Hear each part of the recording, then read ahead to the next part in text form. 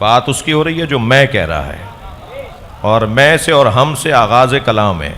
مثلا سورہ مبارکہ ملک کی پہلی چند آیات، تبارک الذی بیدہ الملک وہو علی کل شیء قدیر، بابرکت ہے وہ جس کے ہاتھ میں ملک ہے۔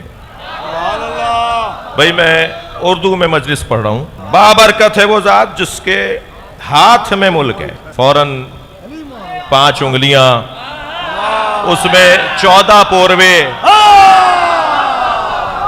یہ کوئی حادثتاً ہاتھ نہیں بنے، یہ حادثتاً ہاتھ نہیں بنے ہمارے، یہ بنانے والے نے منصوبتاً بنائے۔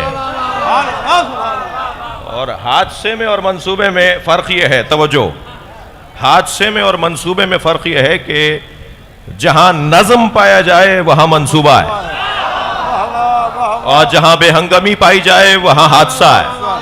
اب خود ہی طے کر لو میرے بچوں، یہ کائنات حادثہ ہے یا منصوبہ؟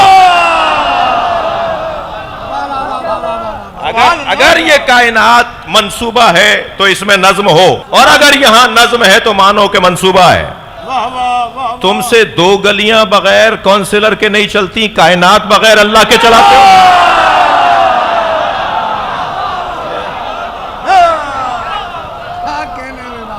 تبارک الذی بیدہ الملک ایک بہت بڑے انسان کی مجلس برسی ہے، اور ان کے انسان ہونے کی میں ان بچوں اور جوانوں کو میری خوش قسمتی ہے، اور سرور بھائی کے دیدار کے لیے یہ لوگ آئے ہیں، اکثریت جوانوں کی ہے، اور اگر کچھ خضاب زدہ اور صرف سفید بالوں والی شخصیات تشریف فرما ہیں تو وہ بھی محبت علی میں جوان ہیں۔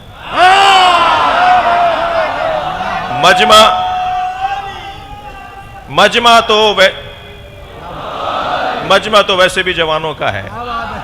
اچھا، آپ کی ولائی سماعتیں مجھے مجبور کر رہی ہیں کہ ایک جملہ اور ہدیہ کر دوں جو اس سے پہلے میں نے کہیں نہیں کہا، اور وہ جملہ یہ ہے کہ جنت میں جوان ہی داخل ہوں گے، تو ہماری دنیا کی جنت کو عزاداری کہا جاتا ہے۔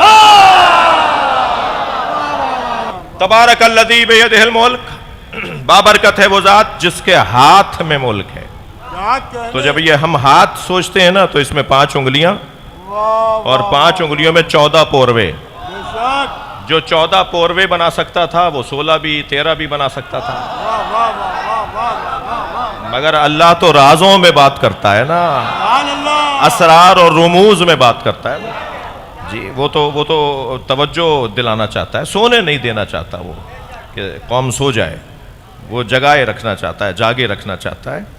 تو جب کبھی اچھا، بہت سے لوگوں کو ماننے کی عادت نہیں ہے، مگر اللہ کو منوانے کی سنت ہے، اس کا طریقہ ہے منوانا، وہ خوب جانتا ہے۔ جو وسیلے کو نہیں مانتے نا وہ ہاتھ اٹھا کے ضرور دعا مانتے۔ آج نہیں کل غور تو کریں گے کہ 5 اور 14 کا بڑا گہرا تعلق ہے۔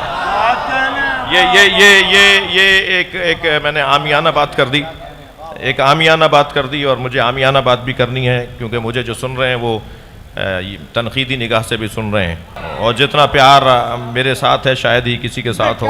وہ ایک کہتا ہے کہ جی صبح کھانے وال جاتا ہے، شام حیدرآباد جاتا ہے، تو میں اسے اور اس کے قبیلے کے لوگوں کو ایک جملہ کہہ کے گزر جاؤں کہ میں تو آسمانوں میں جانا چاہتا ہوں تو میں زمین میں گاڑ کے جاؤں گا۔ اچھا، ابھی ایک ہاتھ سمجھ میں نہیں آ رہا، اللہ کا ہاتھ، بھائی یہ ہاتھ اللہ کا ہاتھ، ید اللہ بیدہ الملک، ہاتھ پنجہ مانا، کلائی اس کو جوڑنے کے لیے ماننی پڑی، کلائی کو لٹکانے کے لیے کوہنی ماننا پڑی، کوہنی کو ٹکانے کے لیے بازو ماننا پڑا، بازوؤں کو جوڑنے کے لیے باڈی ماننا پڑی، اور بدن کو کھڑا کرنے کے لیے پیر ماننا پڑے۔ ایک ہاتھ کیا مانا، پورا بت تیار ہو گیا۔